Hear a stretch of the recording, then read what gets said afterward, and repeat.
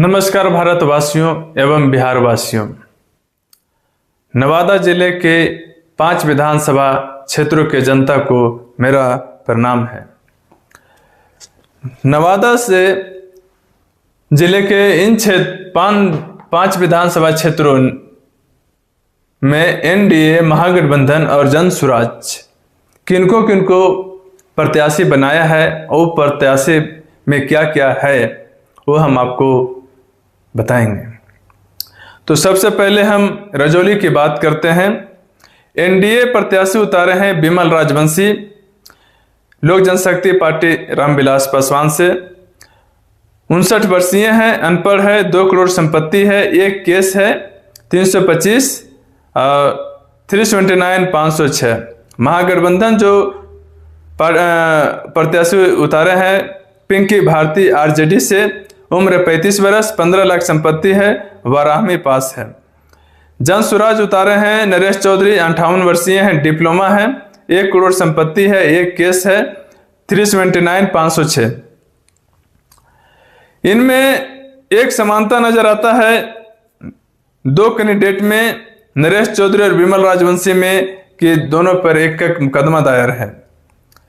और इनमें 2 कैंडिडेट में एक और समानता नजर आता है कि दोनों, एक डिप्लोमा है जो 12वीं के बराबर होता है और पिंकी भारती 12वीं के बराबर होता है।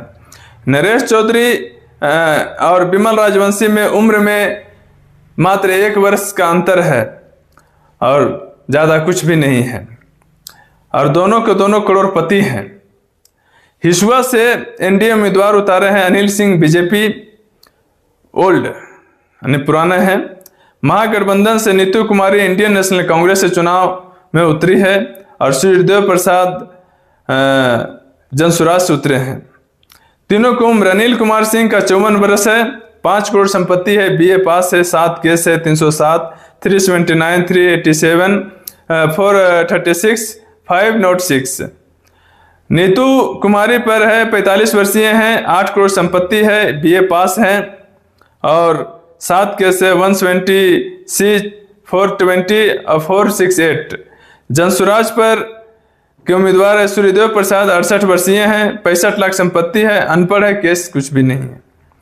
इनमें 2 प्रत्याशी में समानता यह है कि दोनों करोड़पति हैं और दोनों पर केस है और दोनों पुराने उम्मीदवार हैं। नवादा से एनडीए के उम्मीदवार है विभा देवी, जेडीयू, 59 वर्षीय हैं, अनपढ़ है,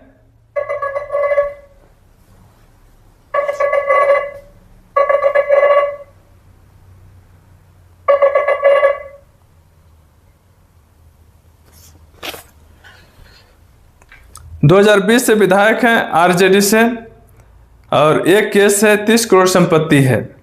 और महागठबंधन से कौशल यादव आरजेडी से चुनाव लड़ रहे हैं, 55 वर्षीय हैं, एमए पास हैं, 8 केस है, 42 करोड़ संपत्ति है, 420 307 379 से।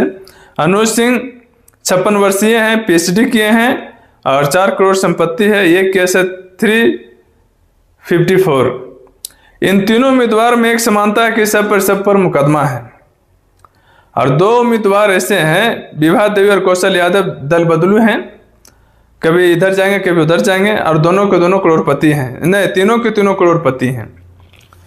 गोविंदपुर में एनडीए के उम्मीदवार है बनीता मेहता, एलजेपीआर से, 42 वर्षीय हैं, बीए पास हैं, 6 करोड़ संपत्ति है, और 2020 में ये सीट जेडीयू को मिला था, पूर्णिमा यादव चुनाव लड़ी थी। इस बार महागठबंधन से पूर्णिमा यादव आरजेडी के उम्मीदवार हैं। 2020 में जेडीयू से हारे, 2015 में इंडियन नेशनल कांग्रेस से जीते, 48 वर्षीय हैं, एमए पास हैं, 40 करोड़ संपत्ति है, एक केस है, 188। इनके पति का नाम कौशल यादव है। जनसुराज में पूनम कुमारी 32 वर्षीय हैं, 12 लाख संपत्ति है, बीए पास है, केस नहीं है। 2 उम्मीदवार में समानता क्या है कि दोनों करोड़पति हैं, बनीता मेहता और पूर्णिमा यादव। और 2 उम्मीदवार में एक और समानता है जनसुराज और एनडीए में, बनीता मेहता और पूनम कुमारी दोनों बीए पास हैं, पढ़े लिखे में, और दोनों नया है।